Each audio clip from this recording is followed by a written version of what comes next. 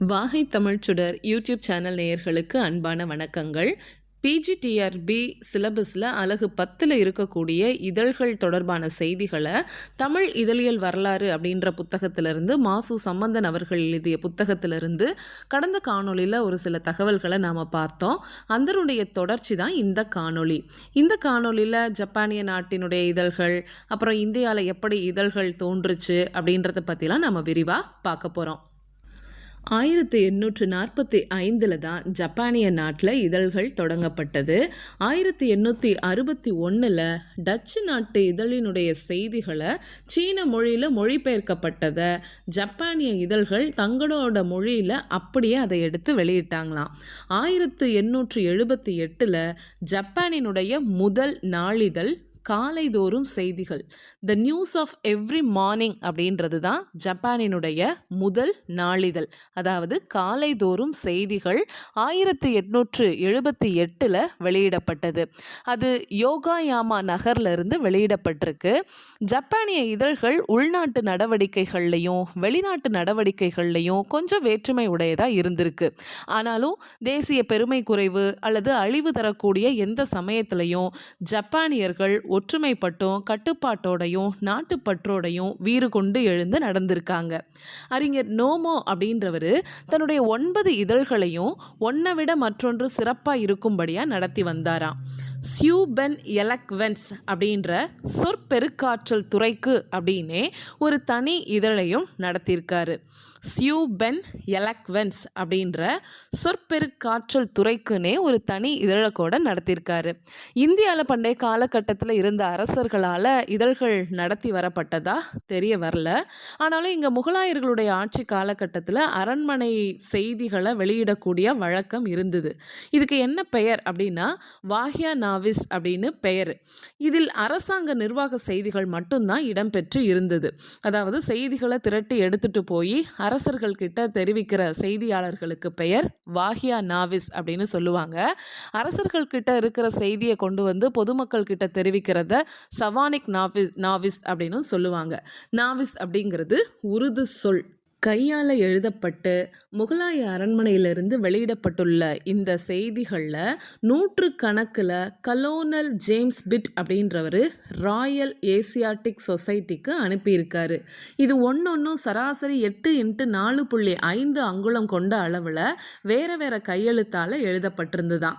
இவங்களுக்கு அப்புறமா ஆங்கிலேயர்களுடைய ஆட்சி செஞ்சப்போ இந்திய தலைநகராக இருந்த கல்கத்தாவிலிருந்து 1750 ஜனவரி 29ஆம் நாள் ஜேம்ஸ் அகஸ்டஸ் ஹிக்கி அப்படின்ற ஒரு ஆங்கிலேயரால் வங்காள கெசட் அப்படின்ற முதல் ஆங்கில வார இதழ் தொடங்கப்பட்டிருக்கு. 1750 ஜனவரி 29ஆம் நாளன்று ஜேம்ஸ் அகஸ்டஸ் ஹிக்கி அப்படின்ற ஒரு ஆங்கிலேயரால் வங்காள கெசட், த பெங்கால் கெசட் அப்படின்ற முதல் ஆங்கில வார இதழ் தொடங்கப்பட்டிருக்கு. இதுதான் இந்தியாவினுடைய முதல் இதழாக குறிக்கப்படுது. இந்தியாவினுடைய முதல் இதழ் வங்காள கெசட், அதாவது த பெங்கால் கெசட். இதுதான் இந்தியாவினுடைய முதல் இதழ். ஜேம்ஸ் அகஸ்டஸ் ஹிக்கி தன்னுடைய முதல் இதழில் எனது அறிவின் ஆன்மாவின் உரிமையை பெறுவதற்கு விலையாக என் உடலை அடிமைப்படுத்துவதில் மகிழ்ச்சியுறுவேன் அப்படின்னு எழுத்துரிமை வேட்கையோடையும் துணிவோடையும் குறிப்பிட்டிருக்காரு. இவர் அன்றைய நாளில் ஆங்கிலேய கிழக்கிந்திய கம்பெனியை சேர்ந்த அதிகாரிகள்கிட்ட காணப்பட்ட ஊழலை எல்லாம் வெளிப்படுத்தி இருக்காரு. அவங்களுடைய தனிப்பட்ட வாழ்க்கையை பற்றி கூட அந்த இதழ்களில் வெளிப்படுத்தினாராம். இதனால் 1782 இவருடைய அச்சகத்தை ஆங்கில அரசாங்கம் கைப்பற்றிக்கிச்சு. இவரையும் கைது செய்து சிறையில் அடைச்சுதான். சிறையில் இருந்துக்கிட்டு இதில் வெளிவர செய்த பெருமை இவருக்கு உண்டு. சிறையில் இருந்தபடியே பெங்கால் கெசட் வெளிவந்திருக்கு. இந்த பெங்கால் கெசட் 2 தாள்கள் கொண்டதான். 1x28 அங்குலம் அளவுடையது அப்படின்னு சொல்கிறாங்க. அதிகாரிகளுடைய ஊழல், அவங்களுடைய தனிப்பட்ட வாழ்க்கையில் ஏற்பட்ட சம்பவங்களை குறித்து அவதூறு எழுதிய காரணத்தால் ஹிக்கிக்கு 1 வருஷம் வருஷம் சிறை தண்டனையும் ரூபாய் 2000 அபராதமும் அன்றைக்கு விதிக்கப்பட்டிருக்கு.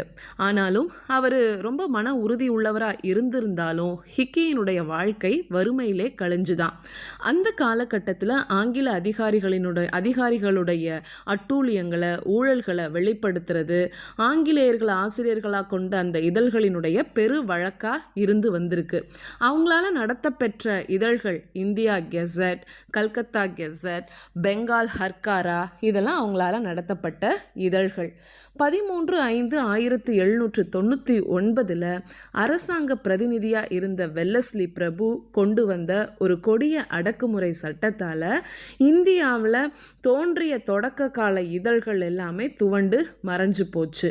அதுக்கப்புறமா ஆட்சி பண்ண ஹேஸ்டிங் பிரபு அந்த கொடிய சட்டங்களை எல்லாம் 1818 அகற்றியும் இதழ் ஆசிரியர்களுக்கு உதவியான சில பொது விதிகளை மட்டும் வகுத்தும் தாராள மனப்பான்மை காட்டி வந்தாராம். இலங்கையில் கிபி 1802 த சிலோன் கெசட் அப்படின்ற இதழ் தொடங்கப்பட்டிருக்கு. இலங்கையில் முதல்ல 1802 த சிலோன் கெசட் அப்படின்ற இதழ் தொடங்கப்பட்டிருக்கு. இந்த இதழ் தமிழ், சிங்களம், ஆங்கிலம் அப்படின்ற 3 பகுதிகளில் வெளிவந்திருக்கு. இதுதான் இலங்கையில் தாய்மொழிகளை தாங்கி வந்த முதல் இதழ் அப்படின்னு சொல்கிறாங்க. முதல் இதழ் இலங்கையில் எது அப்படின்னா த சிலோன் கெசட்.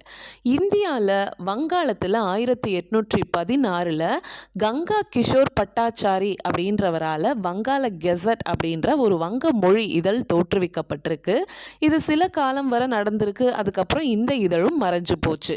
1816 கங்கா கிஷோர் அப்படின்றவரால் வங்காள கெசட் அப்படின்ற இதழ் வங்க மொழியில் வந்திருக்கு. அதுக்கப்புறமா 1818 சமாச்சார் தர்பன் அப்படின்ற ஒரு கிழமை இதழ் சிராம்பூர் கிறிஸ்துவ சமயத்தினுடைய ஆதரவோடு நடைபெற்றிருக்கு. அடுத்ததா 1821 சம்பத் கௌமுகி அப்படின்ற வார இதழ் பவானி சரண் பானர்ஜி அப்படின்றவரால் நடத்தப்பட்டதாம். 1821 சம்பத் கௌமுகி அப்படின்ற வார இதழ் பவானி சரண் பானர்ஜி அப்படின்றவரால் நடத்தப்பட்டிருக்கு. இதுக்கு திரு ராஜாராம் மோகன் ராயினுடைய போற்றுதலும் புகழாரமும் கிடைச்சிருக்கு. ராஜாராம் மோகன் ராய் கூட இதழ் நடத்தியிருக்காரு. வங்காள மொழியிலையும் பார்சி மொழியிலையும் ராஜாராம் மோகன் ராய் இதழ்கள் நடத்தியிருக்காரு. 1853 கிரிச் சந்திர கோஷ் அப்படின்றவர் இந்து பேட்ரியட் அப்படின்ற பெயரை கொண்ட ஒரு ஆங்கில இதழை தொடங்கி நடத்தினாராம். இதுதான் இந்தியர்களால் தொடங்கி நடத்தப்பெற்ற முதல் ஆங்கில இதழ் அப்படின்னு சொல்கிறாங்க. இந்தியரால் தொடங்கி நடத்தப்பட்ட முதல் ஆங்கில இதழ் எது அப்படின்னா 1853 கிரிச் சந்திர கோஷ் அப்படின்றவர் இந்து பேட்ரியட் அப்படின்ற ஆங்கில இதழை நடத்தியிருக்காரு. இதுதான் இந்தியரால் தொடங்கி நடத்தப்பெற்ற முதல் ஆங்கில இதழ். அதுக்கப்புறம் கோஷாலையும் அவருடைய உடன் பிறந்தவராலையும் 1851 பெங்கால் ரெக்கார்ட் அப்படின்ற இதழும் நடத்தப்பட்டிருக்கு. இந்த இதழ்கள் எல்லாமே கல்கத்தாவில் மட்டும்தான் புகழ்பெற்று இருந்தது. அடுத்து பம்பாயில் ஸ்ரீ மும்பைனா சமாச்சார் அப்படின்ற குஜராத்தி வார இதழை தோன்ஜி மார்ஸ்பான் அப்படின்றவர் தொடங்கினார். மும்பையில் ஸ்ரீ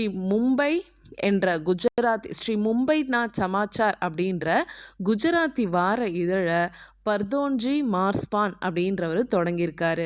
1832 இது தினசரியாக வளர்ச்சியுற்றதாம். இப்போ இது பாம்பே சமாச்சார் அப்படின்ற பெயரில் தொடர்ந்து நடந்துட்டு வருது. இந்தியாவிலேயே மிக பழமையான இதழ்னா இதுதான். அதாவது இந்த பாம்பே சமாச்சார் அப்படின்ற இதழ் தான் இந்தியாவிலேயே மிக பழமையான இதழ் அப்படின்னு சொல்லப்படுது.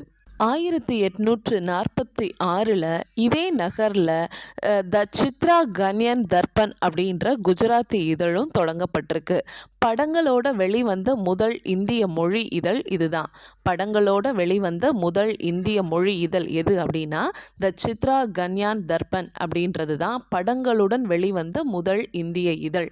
1856 பம்பாயில் த ஸ்ரீ போத் அப்படின்ற குஜராத்தி மாத இதழ் தோன்றியிருக்கு. இதுக்கப்புறமா இதுதான் இந்தியாவிலேயே பெண்களுக்காக தொடங்கப்பட்ட முதல் இதழ். இந்தியாவில் பெண்களுக்காக தொடங்கப்பட்ட முதல் இதழ் எது அப்படின்னா ஸ்திரீ போதா, த ஸ்ரீ போத் அப்படின்னு அழைக்கப்படுது. 1837 தக்தர்சன் அப்படின்ற மராத்தி மொழி இதழும் தோற்றமாகி இருக்கு. 1868 வங்காளத்தில் உள்ள அமிர்த பஜார் அப்படின்ற சிற்றூரில் சிசிர் குமார் கோஷோட உடன்பிறப்புகளால் அமிர்த பஜார் பத்திரிகா அப்படின்ற இதழ் தொடங்கப்பட்டிருக்கு. கருத்து படம் வெளியிட்ட முதல் இந்திய இதழ் இதுதான் அப்படின்னு சொல்கிறாங்க. கருத்து படம் வெளியிட்ட முதல் இந்திய இதழ் அமிர்த பஜார் பத்திரிகா, இதுதான் கருத்து படம் வெளியிட்ட முதல் இந்திய இதழ் அப்படின்னு சொல்லப்பட்டது.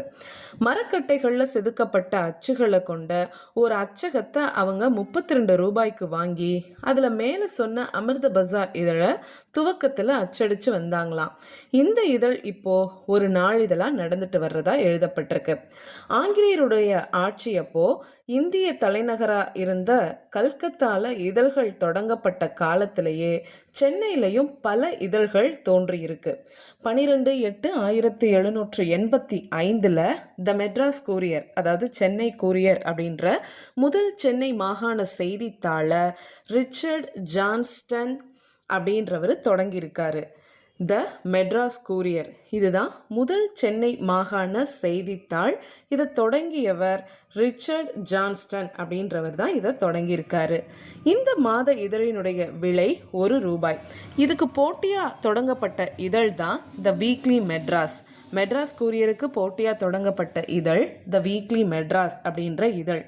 1791 த மெட்ராஸ் ஹர்காரு, சென்னை ஹர்காரு அப்படின்ற இதழும், 1792 சென்னை கெசட், த மெட்ராஸ் கெசட் அப்படின்ற இதழும், 1795 மதராஸ் ஹெரால்ட், த மெட்ராஸ் ஹெரால்ட் அப்படின்ற இதழும் தொடங்கப்பட்டிருக்கு.